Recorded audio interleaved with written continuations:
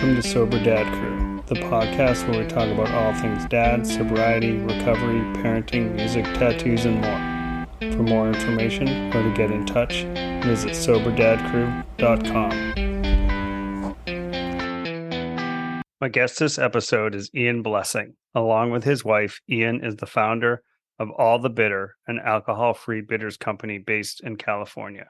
We talk about sobriety, parenting, working in an alcohol-focused industry, his business, and what even is a bitter anyway. Ian, welcome to Sober Dad Crew. Hey. Hey, how are you? I'm good. How are you?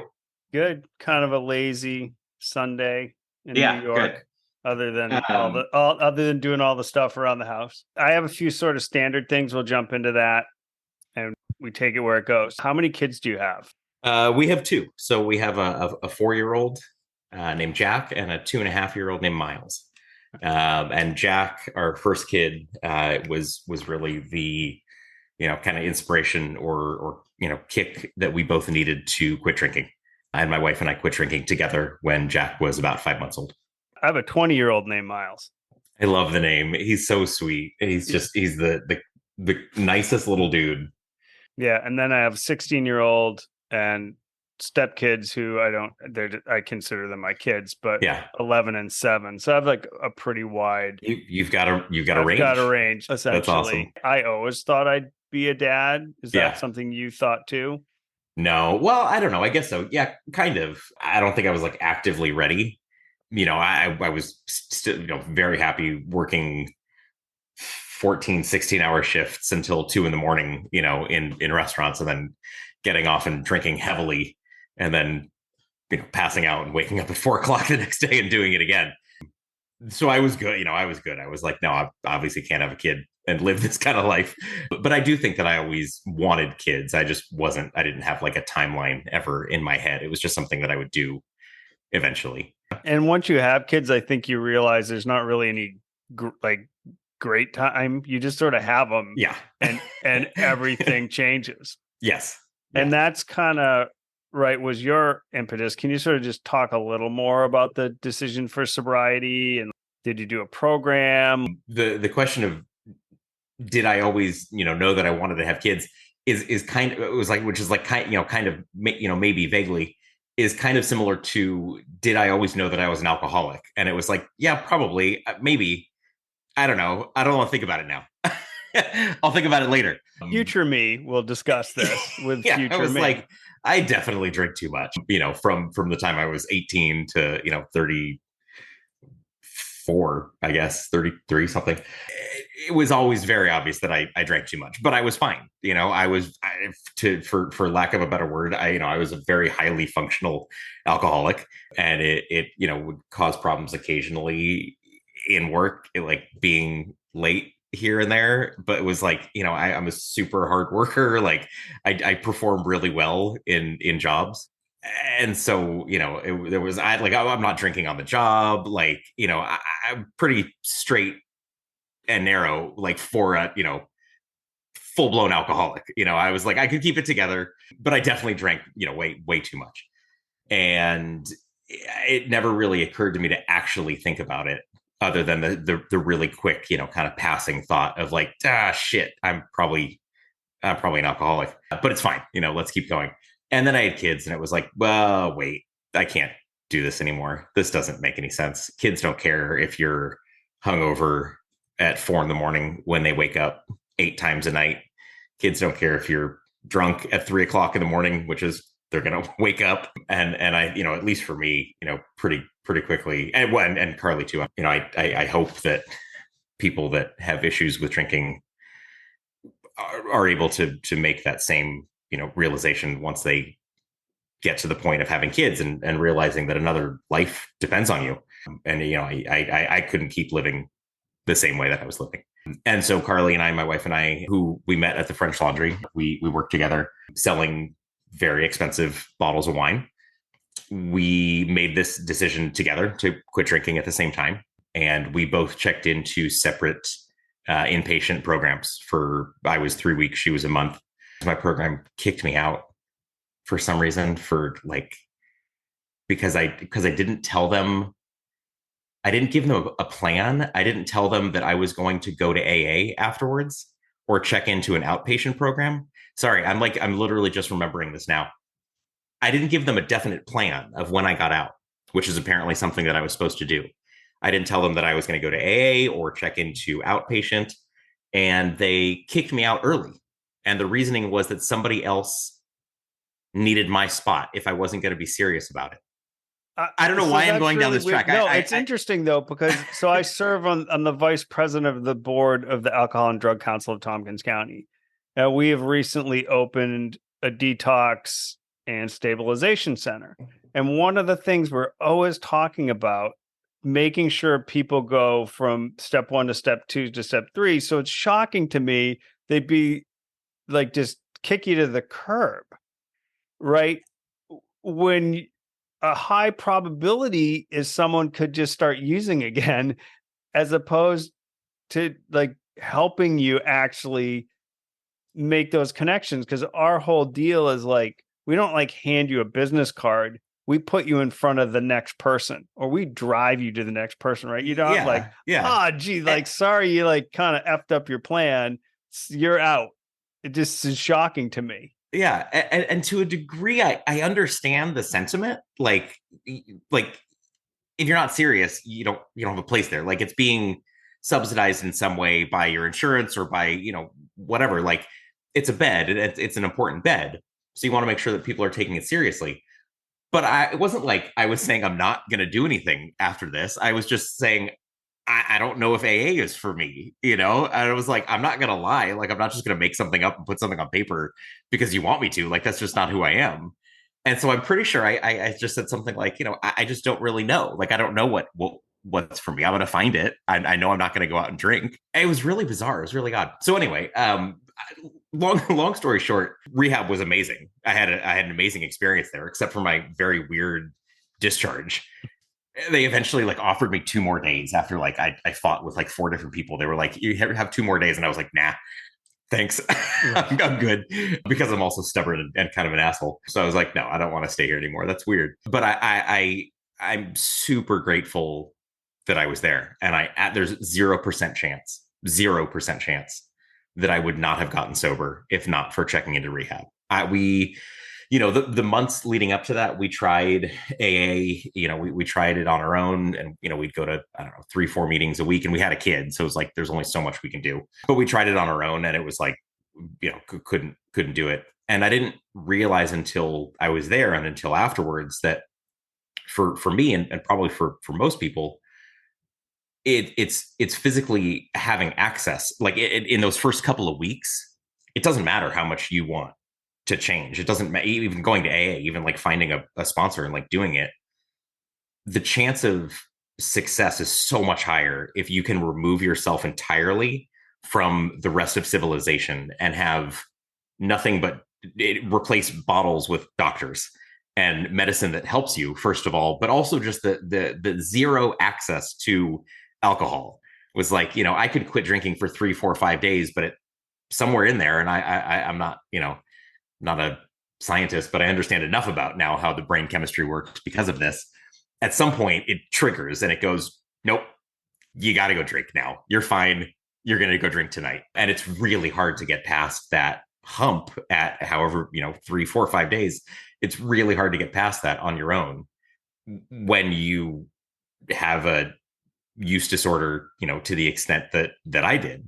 And being able to physically put myself there for 3 weeks was like, oh yeah, okay, I got it. I can do this now. And I checked out and I went to meetings and I found an outpatient program and I did all the things. But ultimately, it was non-alcoholic drinks, and then the online community that engages and talks about and shares non-alcoholic beverages that I kind of found my home and my community in. And that ended up being my support group, funny enough, because how many times do we hear in AA non-alcoholic beers for non-alcoholics, and don't drink that O'Doul's. I ended up leaving AA for reasons we can talk about, but and found a program of recovery in non-alcoholic beer. Ultimately, I'm a believer in there's so many different paths. Side note, also, it's not always super safe to just cold turkey alcohol. No, no, Like, I would, right. So some kind of medical intervention in that process can be important because yeah, you could die. So yeah. Whether there, it's checking into rehab, and right. not everybody has the means for rehab, but at least finding some kind of medical assistance for that is highly encouraged. Yeah, and the cost and all that in healthcare, it's its own sort of separate huge Yeah, conversation, but it definitely plays into it. But I am a believer because I didn't do a program. My wife does a program. I did a lot of therapy because I had some stuff I needed to figure out, and I struggled with depression, and I had to kind of deal with all those things. But it is finding your people and your community that's supportive. I mean, the one time I kind of had this moment of like, oh, like I could drink again was just hanging out with friends, and they were like my trivia group, and we were always in bars. And then I was like, yeah, I gotta like not hang out with this crowd yeah, because they weren't just having a beer, like there were like mini beers. And I was like, well, like why as a sober person am I spending that much time with yeah, folks who are not just like having a glass of wine with dinner, which I get. And and that's part of what's been exciting about the alcohol spirits world and a lot of the beverages that are coming on is that I drink a lot of seltzer, but sometimes to go back, I worked in the wine industry in the Finger Lakes oh, awesome. for a number of years Yeah, rad. and right, good Rieslings. Yeah, And really good. Yeah, Cab Franc, awesome. yeah, right. So what I loved about that, and I don't want people to be like, ooh, they're like fetishizing the alcohol they used to drink. But what I liked was cooking a meal and pairing it with a drink that felt sophisticated Yeah, and matched the level of the meal. yep, And the seltzer kind of doesn't hold that weight. yeah, But with NA spirits now that have like really interesting flavor profiles, yeah, and you can make something that just cleanses your palate, balances with your food. I get kind of nerdy about it. It's why I get nerdy about coffee.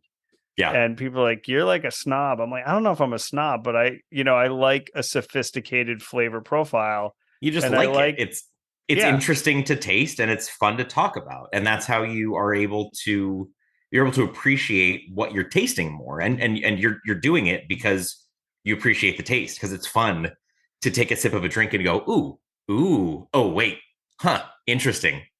Ooh, yeah, cool. And you're like, you just had that conversation in your head, like with a sip of liquid. And right. you just went through these like peaks and valleys and little like oohs and ahs. And, you're like, that was all I did was take a sip of a drink. That was really neat. And so, talking about it and verbalizing it and writing it down and communicating it and sharing it helps you to appreciate it better. You're like, I'm not trying to, be a dick about it. It's just like, it's fun to talk about. Right. And I think also, and have you talked to Chris Marshall from Mm-hmm. Sands Bar? Yeah. What a friggin' cool Yeah. guy. Awesome. But that notion of people need community. Yeah. I love music. I go to shows. I can go to shows at bars. It really doesn't bother me. But that's not true for everyone. I mean, we went, my wife and I, to a show this summer at, a cider place, a hard cider place. And it was a great Yeah. show, but, there's booze tents everywhere. They also had coffee and very good donuts, but not everyone can do that. So how do you Yeah. create communal spaces for Yeah. people? And he has a really compelling story for that and sounds like an amazing place. I would love to go see his place. But where I live, it's a lot smaller. I'm outside of Ithaca, New York, where Cornell is. Yeah. There's just not the market share to sort of support an alcohol-free place. A bar that's really great and nice and like a grown-up bar in Ithaca, Watershed, they used to do a Sunday night sober thing. And I was talking with her recently. She just like people were just confused by it. Huh. Like the Yeah. non-sober people were like, "Can I go? Can I order a drink?" And Yeah. so she kind of stopped because it just wasn't making sense. But there's not enough people in this town to support that. Maybe a Yeah. pop-up thing. Yeah. Well, so there's a couple things there. So first, how far are you from Rochester? Is Ithaca near Rochester at all? New We're York's huge. I Yeah, know so it's I like California. technically I live in Aurora, so I'm like 90 minutes from Rochester. Okay, that's So not it's bad. not bad at all. There's a pop up. Look up a pop up called Alt Bar Rochester. It's a husband and wife team that do a series of pop up events, and they are looking to open eventually a brick and mortar bar retail space. But they're awesome. They make some great drinks, and they're doing some really cool events in Rochester. I think there's a couple interesting things there. I think that there's absolutely a need, and we're going to see them continue to pop up more and more. I wouldn't be surprised if you saw one at some point in Ithaca for fully alcohol free spaces, events, pop ups, brick and mortar bars, retail shops. They're a really great place for people to be immersed in it and to learn about non-alc drinks, and for that to be the focus, for that to be the conversation. Like you're there, you're clearly at a very unique, very different thing where they're only serving, alcohol-free cocktails that look just like alcoholic cocktails, but there's no booze in them, and wine and beer and all this stuff. And it's a great place to like go and talk and find community and to find other people that are excited about this. I think and this is maybe just my gut feeling right away from hearing that, is that, and I love that they're doing that pop up on Sunday that's totally alcohol free, but it makes more sense to me because at a place that normally like isn't doing that, it could be confusing for the regular patrons who are like, am I supposed to go? For the non-alcoholic people that don't drink, they're like, probably don't even know about it because it's a regular bar, so it's not on their radar. To me, it makes more sense for it to be more integrated and to not necessarily do like a special night even, or like a weekend, but to just have a solid non-alc offering on your menu. 2 cocktails, 3 cocktails, a beer, a wine, a sparkling wine. Have one thing from each category, even a shot, even like a shooter. Like if you have like get a couple non-alc spirits that you're going to make your cocktails with, and like come up with one shot so that you can serve anybody on any occasion, whether they identify as sober, whether they are just not drinking for 9 months, whether they're just not drinking tonight, whether they're the DD, whether they're not drinking because they have a meeting tomorrow. 80% of the people that are buying non-alc products still drink alcohol. So there's a couple wild numbers. That's the first one. 80% of people that buy non-alc products still drink alcohol. These products aren't for sober people. Lots of sober people drink them. Lots of people that identify as, like, I don't identify as sober. I don't. It's not a word I use. I don't drink alcohol. I'm alcohol free. I like better. I like non-alcoholic because it's cheeky. I'm a non-alcoholic.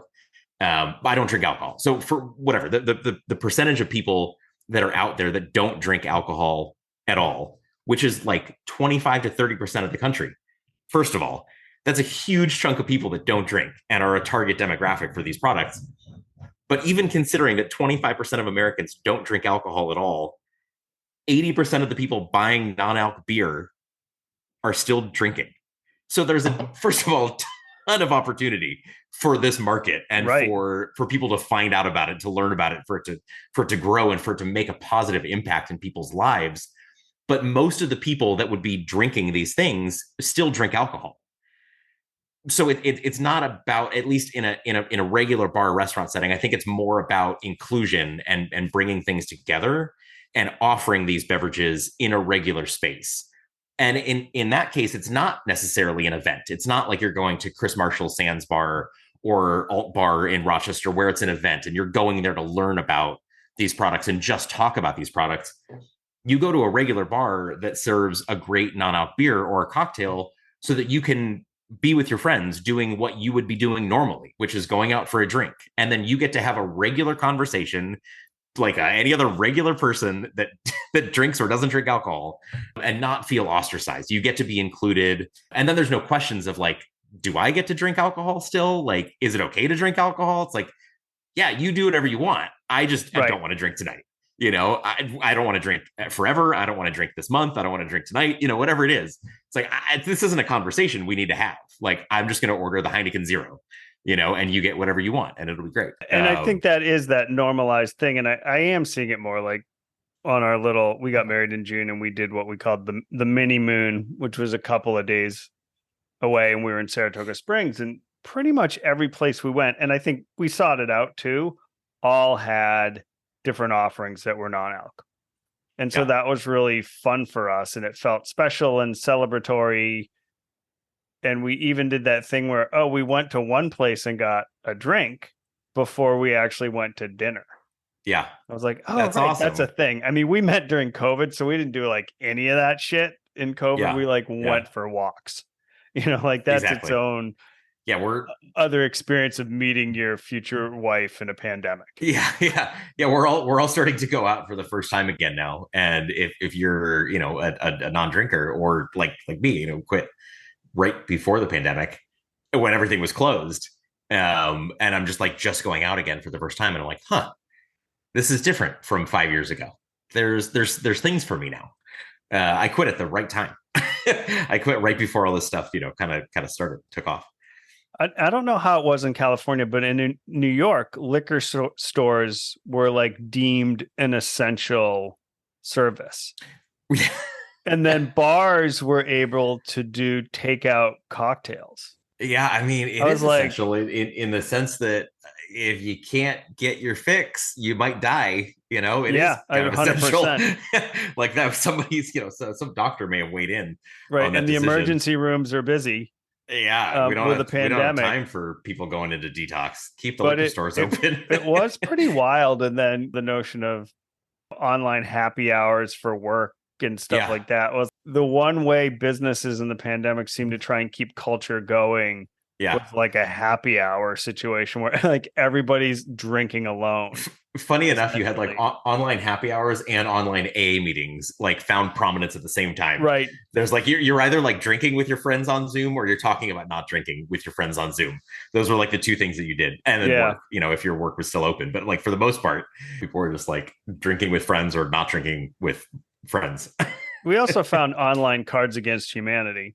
So There you that go. was like that was That's pretty pretty good. good. That was Yeah, helpful. But even that, I've talked about COVID and all that, but even online game nights with friends started to wear thin after a while. I was like, yeah. I'm just gonna stream Star Trek The Next Can't do Generation this again. anymore. Yeah. Yeah. Every time I send out a meeting invite, I'm like, do you want to do a phone call? Yeah. Can we just talk It's on the phone? at that time I only had my two older kids. They were with me every other week. So it was a weird time. It was weeks where it was me and the cat. Yeah. It Like was a I'm weird time. not seeing human beings Yeah. as we go down the rabbit hole. So talk to me a little more about all the bitter and the origin story. Even tell us all what the hell really a bitter is. So let's start there. A bitter is a cocktail ingredient used in drinks like an old fashioned or a Manhattan. Those are the two most common, kind of widely known drinks.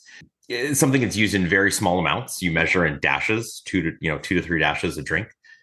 And really, I think the best way to think about it is like salt and pepper. Bitters are like the spice rack for your bar. They contain bitter ingredients, bitter roots and herbs, but you're not adding them to such a degree that you're actually going to make your drink taste bitter. Like you add 2 ounces of Campari to a drink, that's going to make it bitter. You add 2 dashes of Angostura, which is a cocktail bitter, to a drink, it doesn't make the drink taste bitter. The bitter quality helps to balance other elements in the drink, sweet elements, sour elements, and really just helps to add another dimension of flavor. So if you think about, cooking food, you try and layer in as many of those flavors as you can: sweet, sour, salty, bitter, umami. You end up with a more complete, well-rounded flavor if you can incorporate all those things. You don't have to, that's not a requirement that every dish has all of those, but it makes for a more well-rounded flavor profile. So adding a little bit of bitterness kind of helps round out the drink, make the drink more complex in general. But it's almost equally about the spices and the flavorings that are used in the bitter. So think of a bitter like an extract, because it is. Think of it like vanilla extract or any other baking extract, but way more complex. Anywhere from 5 on the low end, probably generally around 10, 15, 20 ingredients in a cocktail bitter, up to like 30 or 40 ingredients, any number of different bitter roots, spices, flowers, fruits, nuts, citrus, herbs, anything. So it really, at the end of the day, is like a spice rack. You can flavor a bitter with anything. The kind of most common type of bitter, Angostura is the alcoholic brand. There's a lot of warm spices: cinnamon, clove, nutmeg, ginger, and it's very bitter and very earthy and kind of barky, like tree bark. It adds a ton of flavor to your drinks, used in very small amounts. And we started all the bitter because we saw that there were no, or very few. There were other brands before us, but there were very, very few options for alcohol-free bitters on the market. And at the time, and there's even more now, there were probably 50 brands of non-alcoholic spirits on the market. One brand that was really kind of where the idea came from, Liars, has 18 different spirits. It might have changed, but something like 18 different spirits in a lineup. And I thought, you can stock an entire bar with this one spirit producer, not even factoring in all of the other producers on the market. But with one producer, you can stock an entire bar with almost everything that you would need behind a bar to make any non-alcoholic drink that you could possibly think of. But the one thing that was really lacking were cocktail bitters, and they're an ingredient that's really important to cocktails, to classic cocktails, to the overall flavor profile and complexity of cocktails. And there's something that they are alcohol based. So I think I may have skipped over that. They're typically 40 to 45% alcohol, just like vanilla extract is alcoholic. But it's which gets you carded at Trader Joe's. At Trader Joe's, in New York well, State. see, sometimes, and in some places it doesn't, which is why people aren't even aware that bitters contain alcohol, because they're sold in the grocery store as opposed to the liquor store. You sometimes don't get carded. You can just order them online on Amazon. And so people aren't even aware that they're alcoholic. They're the same alcohol as whiskey, gin, anything else. People say all the time, you can't get drunk on bitters. It's like, no, you can get drunk on anything that has alcohol. You might not want to, but if you're an alcoholic, it doesn't matter.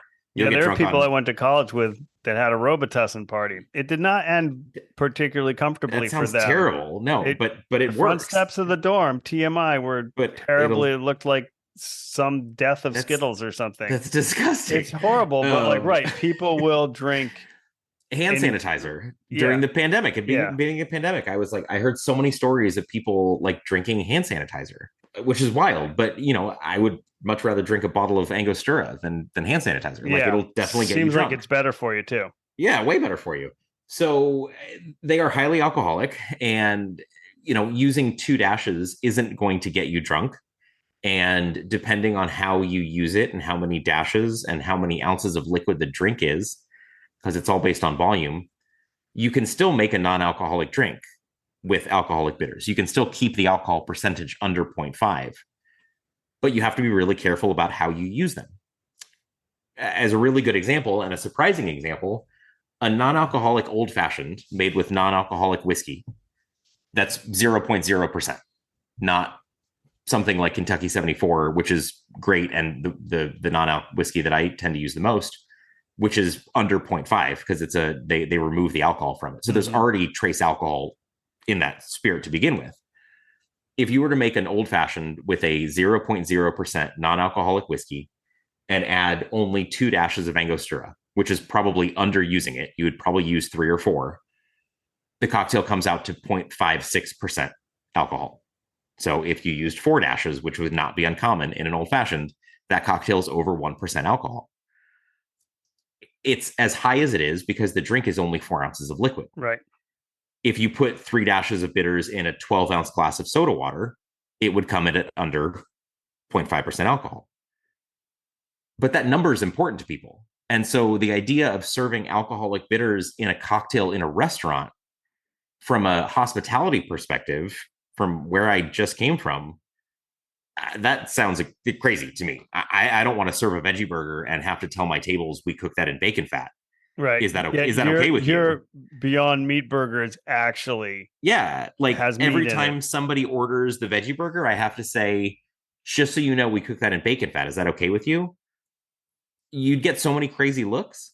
Well, secretly they would all really want that burger, veggie burger cooked in Totally. bacon Yeah, fat. I of mean, course. Yeah, that's the absolutely. real secret of that, but they're not going to admit that. They wanted you to serve it to them and not tell them, but that would be crazy. Right. No, nobody would do that. They'd be like, "This Sir, is so fucking delicious." Yeah, oh yeah, because 100%. or duck Sir, fat. Even yeah, better would be like exactly. cooking it Yeah, in duck fat. duck fat fries. Serving a non-alcoholic old fashioned with Angostura and not telling your guest is the same thing, because you don't know what their reasoning for not drinking is. You don't know if it's a liver condition or a medication condition or a religious preference. Like there's so many reasons why somebody would not even want that small amount of alcohol, that diluted amount of alcohol, whether it's an actual, physical reaction or a belief, or because they have been sober for 20 years and they don't want any percentage of alcohol. They only drink 0.0% beers, 0.0%, fully alcohol removed wine, or they stay away from all that stuff in general. You have no idea. So unless you're having a conversation with them, I wouldn't be comfortable serving that drink. I would want to tell all of my guests, and that's a weird conversation to have with your tables. So, we were like, well, it's probably because an analog to Angostura doesn't really exist yet. Like we wanted to create an option for people that was 0.0% alcohol and was as intense in flavor and had the same flavor profile as the classic bitters that are behind every bar that bartenders already know how to use. So they could very easily swap in our alcohol-free version for what they would have used and not have that issue anymore. So that's where it came from. And now we make a line of 4 cocktail bitters inspired by classic bitters flavor profiles, made entirely with organic and wild foraged and functional ingredients. So things that are good for digestion, gut health, your liver, good for stress, anxiety, things like that. And not to give away like secrets, but what's the difference in, and I guess this is a question about a lot of these other non-alc spirits too. Like, what's the process, right? Some are fermented and then the alcohol is removed, right? And so there are traces, but the ones that aren't, like, what's the process to like infuse the carrier liquid, for lack of a Yeah. better term, with all the flavors? There are different methods. I'll address ours first. We make our bitters the same way that you would make alcoholic bitters, with a couple of important differences. It's the same in that it's a cold maceration. You add to a container, you put raw ingredients and you top it with a liquid and you let that sit for a period of time. And then after that period of time, you press all the liquid out of the herbs, you filter it and bottle it. That's about it. There are a couple different things that you can do in that process, but that's the general how you make it. It's like making tea or coffee, but cold brew and for a period of weeks rather than Mm-hmm. a couple hours.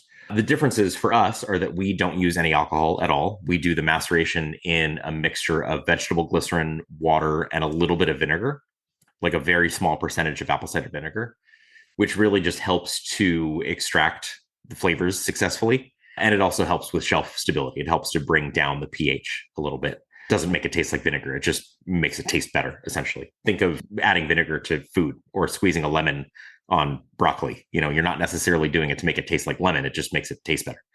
Kind of the same idea. The other difference is we use probably 3 times the amount of raw ingredients, not because I'm saying we're better than anybody else, but because we need to. You don't need to use as much raw ingredient with alcohol because alcohol is a better extractor of flavor. Alcohol does a much better and much faster job of extracting more flavor than glycerin can. So we're already at a disadvantage, along with every other non-alc spirit on the market, beer, wine.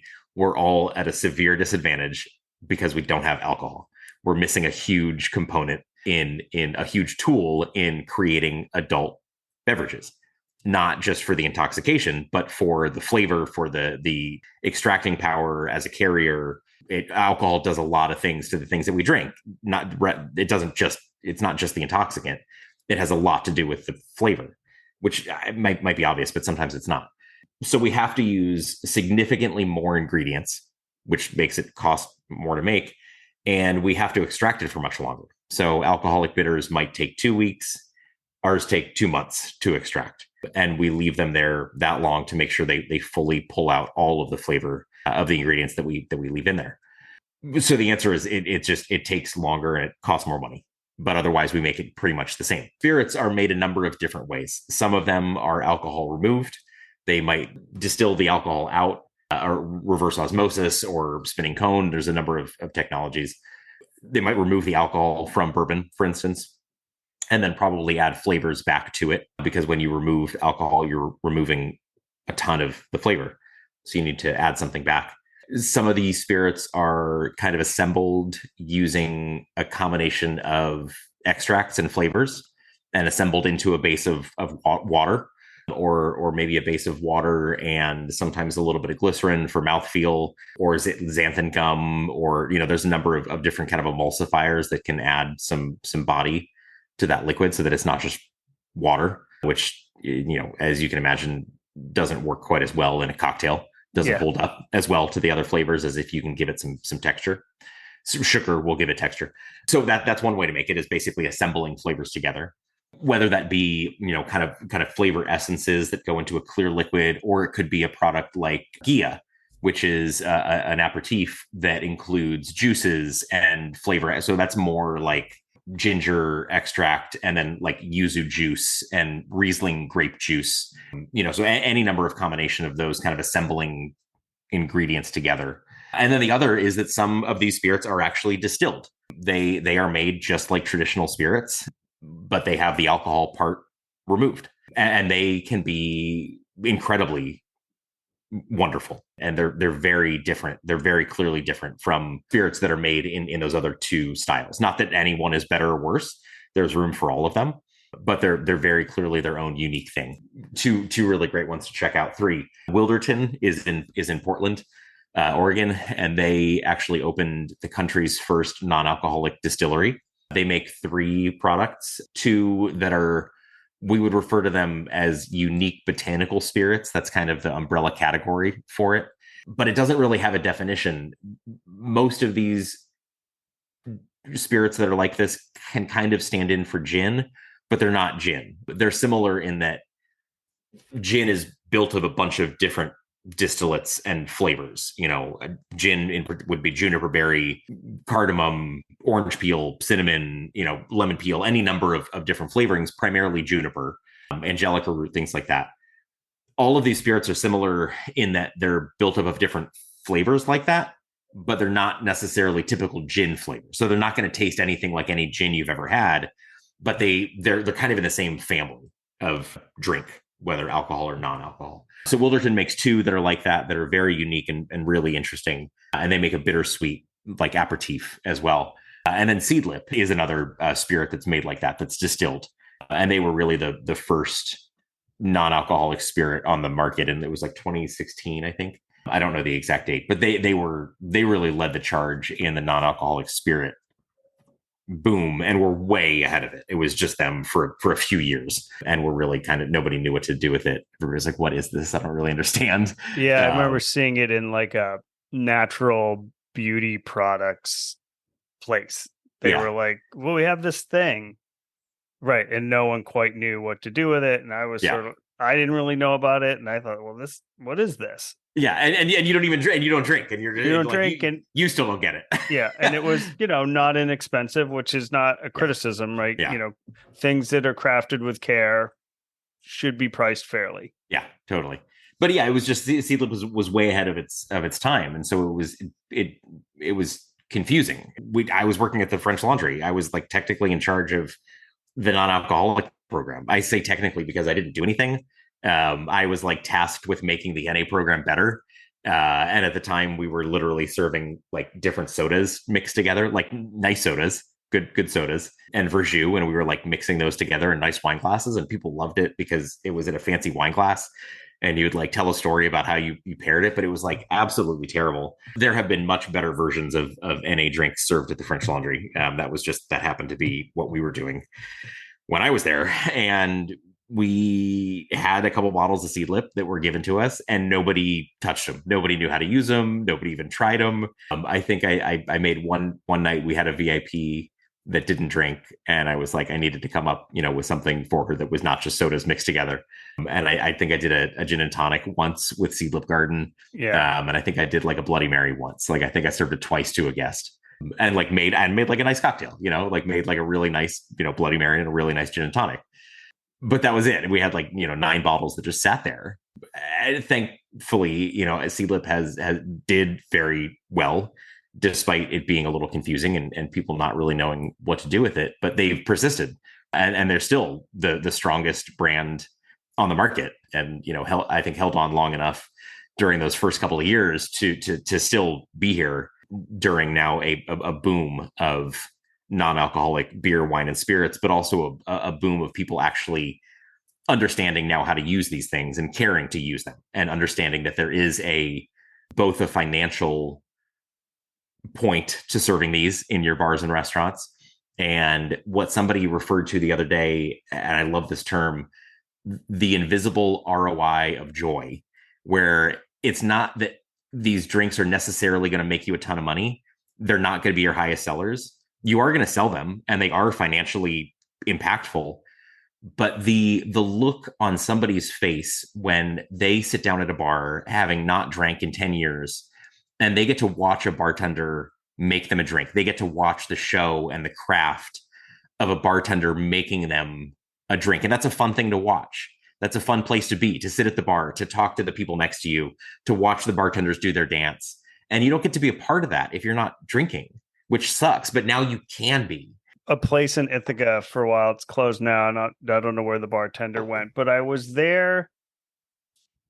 They just had this great kind of food trucky street food stuff, but it was served in there. It had good music, and he just knew. And I'd just go in and I'd say, "Can you just make me something non-alcoholic and delicious?" And he liked it because he was like getting to do something interesting. Yeah. And it did. I just felt kind of cool because I was getting this handcrafted thing with care and thought. And early on, you said, "Well, what do you like? Like, what flavors do you like?" And it was just such a nice process that it's totally true what you're saying.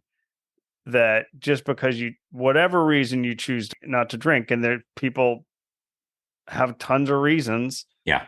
That you can also get this special thing that's made for you with care in a space of community. Yeah. And that's the kicker. Like, if you are somebody that doesn't drink, it's prior to, this point in time now, there wasn't really a spot for you, unless you were like, you go in and if you had, the courage to sit down at a bar and say, can you make me something? There's plenty of people that won't do that. Or it depends on where you go too. Like, I'm not going to walk in for the most part and say, can you make me something? Because chances are I'm going to get pineapple juice and Sprite, and some muddled mint. And I'm like, that's not what I want. I would rather, I'll take a O'Doul's, over that any day. And I don't really like O'Doul's very much. But the seat at the table, again, the ability to walk in somewhere, to remain with your friends, to stay part of the group, or just to feel, even like just as somebody walking. I love eating alone. Like I've eaten out alone 1,000 times. I've sat at the bar 1,000 times and had a full dinner and drinks and sat for hours, talking to my neighbors and the bartenders. And to be able to go out and do that again is a really wonderful feeling. I'm like, I feel like I'm part of society again. And the fact that we now as bartenders have these options. I'm looking at the bar across from me in my house that has 70 bottles, like 70 NA spirits. And for you to, sit down and a bartender to say, what do you like? What flavors do you like? If you're a properly stocked bar now and you have 3, 4, maybe even 5 non-alc spirits that you're making cocktails that are on the menu with, you can look down at your stuff and be like, oh yeah, I have something herbal, I have something bitter, I have something, savory, I have something that tastes like tequila. I've got all these options. So if you sat down and you were like, I like bitter drinks, as a bartender, I'd be like, I can make you a properly bitter non-alcoholic cocktail, which would have been impossible before because the options were pineapple juice, and Sprite Right. and muddled mint. That was like 90% of, mocktails were just like juice, a syrup, and some kind of soda, some kind of something with bubbles. And now you're like, no, I can make you something bitter. I can make you something aggressive in flavor. I can make you something intense because I have that toolkit now. And to touch back on a little bit of what you were saying, when I traveled for work more, I would also sit at the bar because you meet people and you meet people who are different from you. And right now in this country, we need to talk to people who don't always exist in the same spheres that we do. And that is a place where that happens. You just go and you get whatever your burger in the hotel bar where you're staying, and you get chatting with your neighbors there, and you just learn about people that way. And Yeah. that's such an important piece. Yeah. That's huge. That's a really powerful idea, especially right now with where our country is at and the fact that we are on the brink of civil war again. And the idea, and maybe that's simplistic, but it's a really wonderful notion that if we did more just chatting with strangers at bars, we would all be a lot better off. And if you're not offering something for non-drinkers to drink, you are cutting off 30% of the population from having that conversation, from chatting with their neighbors. Yeah, I mean, I had one of those yesterday. It was at soccer practice for my 11-year-old, and my 20-year-old is helping to coach her team. And I'm just standing there, and the guy sitting next to me, giant American flag tattoo on his arm, and I've got a lot of tattoos. And he asked me about my tattoos, That's and awesome. and we got chatting. He's a prison guard, and which he hates. He does it because it supports his family, right? Yeah. And when you start to talk to people and just look at the world through their lens a little bit, I was guessing we were not politically aligned. Yeah. I feel like part of my role in the world is engaging with people. And if we don't try and bring people sort of into the fold again, especially over the last few years, who people a little bit on both sides, but sort of this Trump supporter notion, like if we don't allow those people grace to kind of come back in to the wider circle of community, then they're not going to come back. You have Yeah. to help pull them back in. And if you won't talk to folks, it's just not going to happen. Yeah. Yeah. That's a lot, but you're right. Yeah. And if a delicious non-alcoholic drink can also be part of that, that's even Yeah. better. It doesn't Yeah. have to be on the soccer field, but there are No, it those can be anywhere. It can be anywhere. But certain environments, the right? bar is historically one of those places where those things happen. The bar has Yeah. played a huge role in our history. The bar is where the revolution started. The bar Yeah. is where every big thing, in the early history of our country was hatched at a bar. The saloons, the bars, the hotels were the meeting places. They were where people went to go have ideas and have conversation about the country and the state that it's in and the direction it's going. Let's go out and sit at bars more by ourselves and talk to Right. our neighbors. And probably barbershops and beauty parlors, right? Yeah, Back in the totally. day. Yep. Yeah. But those were when communities were also It's sort a of it's a tighter meeting knit. place. It's It's a a meeting community. Yeah. place. And it's a place that people go, you got to get your hair cut. Yeah. And you're not necessarily politically caring about who's cutting your hair. You just need a good haircut. Yeah. So people go there and they gather there and people talk. And and we need more talking. Neat. I love it. Well, I'm going to make a commitment to strike up more conversations with strangers at the park. Well, and you might be at the soccer field before too many years yet. Yeah. Yeah. We're a couple of years. We're almost there. I think we're about 2 4? years away. I Yeah. don't know. Yeah. We're about 4 is two you're ready. years away. Yeah. That age of soccer is adorable. And he has a lot of energy. I cannot wait to see Jack on the soccer field at 6. You just keep running. He's just wild. keep running. I know, he's wild. My 2-year-old is so Jack is my 4-year-old is very high energy, just constantly running, constantly moving. And then the younger one, Miles, is much more methodical, much slower, much just like, but loves kicking the soccer ball. and he's got a good leg on him. I'm like, he doesn't strike me. He seems more like I want to sit and watch TV, but he's got a leg on him. I'm impressed. He was kicking it around the other day, and he was doing great. One of the most interesting things with parenting with me is looking at each kid, and it's a unique parenting experience with each kid, right? Yeah, You can't approach one kid the same way you approach the other, and it's sometimes frustrating and difficult, but it is this fascinating thing about being a dad. It's not this blanket thing. yeah, You actually have to determine what works with each kid. I mean, my youngest, who's 7 last night, was just super upset leaving this festival. It's one of those carrying him out crying moments, to the point like his mom had to go and back and look for his shoes because he'd left them by the bounce yeah, house. And we're like, oh, right, damn it, we just bought you those Hey Dudes, and now like we can't find them. But he and I were driving home, and he really wanted his mom, and I just came up with this idea. It's like, oh, here's what we're gonna do. We're gonna like put my computer on the front porch, and you can FaceTime into my computer on your little, he has an old iPhone that's, yeah, and so you can watch. And when she comes up, you can be like, Mom, Mom. So that was his little way out of sort of being upset. Was yeah, this yeah, like parenting is like a lot of creativity, I think, yeah, sometimes. It yeah, was like, yeah. right, this is a goofy idea, but it's kind of touches on that conversation about the wider community, but it's also like when your kids get upset, showing them and allowing them a way back out of that with grace. Yeah, because a lot of it is they just don't want to give up. They're just they've dug Right. their heels in. They're not changing their mind. Right. But you come up with a goofy idea, the goofier the better. Because they Yeah. stop. Like when you're like you start saying something weird, and they go, oh wait, and they're actually listening, and then you're like, okay, wait, I'm just gonna keep making this idea weirder and weirder, and they keep getting like, and you're like, yeah, Right I'm there. on board. I'm on board. Can we make Whatever the you're can talking we about, make let's it do fly? it. Yeah, you just make it weirder and weirder, and they're like, they're just so engaged. Like, okay, Yeah. let's do it. They're like, I don't even know why I'm mad anymore. You don't even have to do whatever you just said. They're like, oh no, we're good.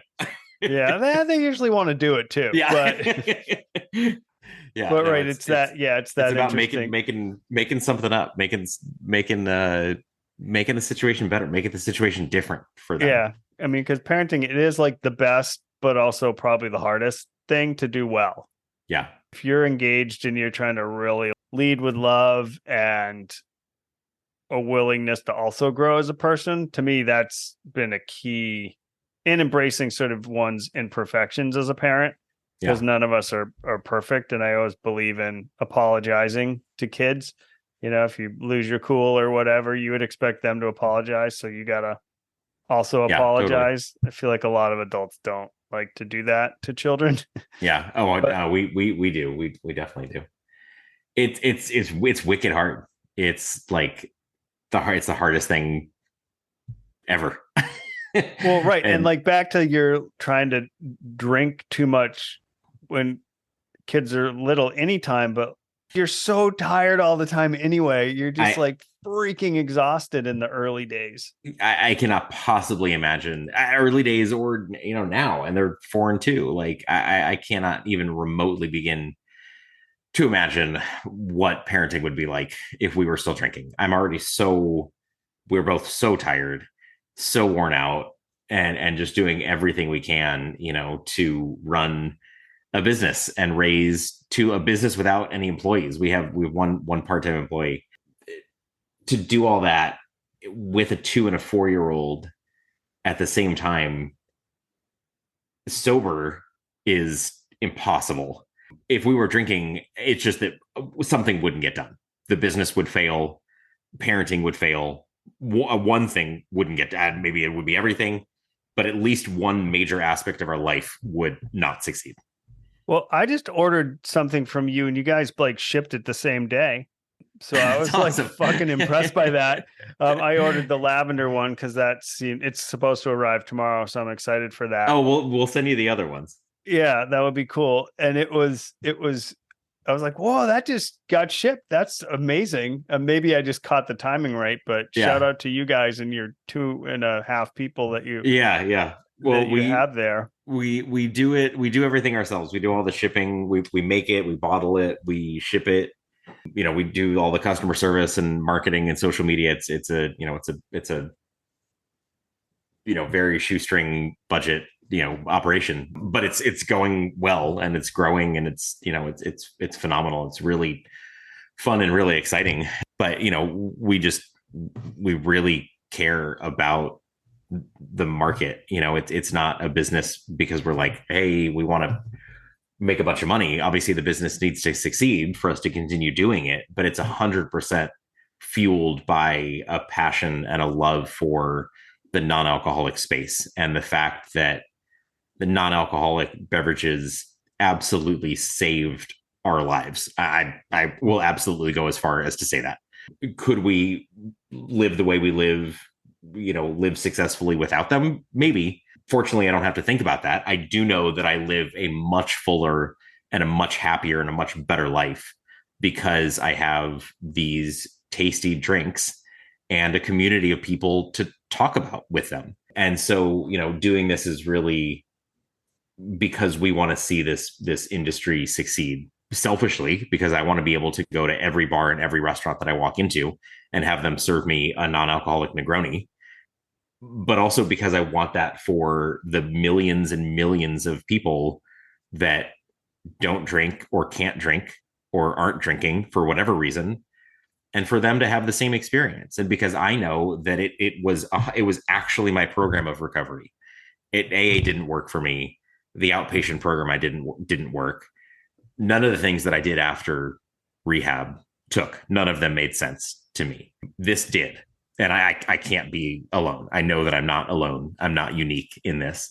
There are online forums there's groups on Facebook, the Instagram accounts, but there's Facebook groups where we just talk about non-alcoholic beer and spirits and cocktails and celebrate milestones and tell stories about how, you went out last night and they served you an alcoholic beer and you drank the whole thing and now you feel like you need to reset your days. And you've got 100 people commenting that it wasn't your fault. It was an accident. Don't reset your days. Don't even count days. Just be who you are. Just don't drink. Like, it's a very support. It's a support group. It's not meant to be a support group. It's not meant to be a sober community.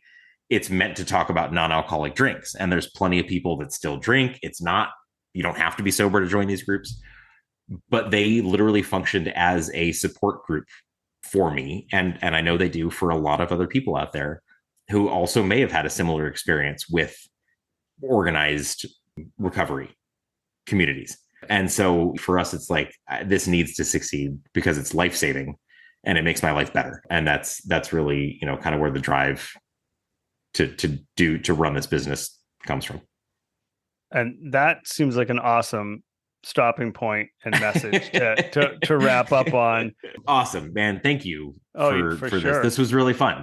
Thanks for listening. For more information, for links to any music or books we talked about, or to buy some Sober Dad Crew merchandise, please visit soberdadcrew.com.